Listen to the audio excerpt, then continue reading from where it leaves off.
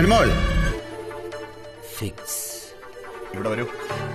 ഇന്നേക്ക് 7 എന്റെ സഞ്ജയന് കാർഡ് ആരെങ്കിലും അടിക്കുമോ എന്തോ. നിങ്ങക്ക് നാണം ഉണ്ടോ? എടാ നാറി, നിനക്ക് നാണമുണ്ടോ? അറിയാം. എന്തൊക്കെ കാണിക്കുന്ന ഇത് ഷോ അല്ലേ? ഞങ്ങൾക്കൊരു റെപ്യൂട്ടേഷൻ ഇല്ലേ?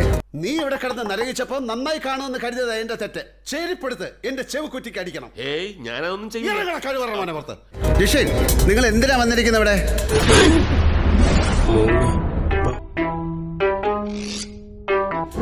മസ്താനി, കണ്ണുകൊണ്ട് നോക്കണ്ട, എന്റെ അടുത്ത് നോക്കി സംസാരിക്കണം.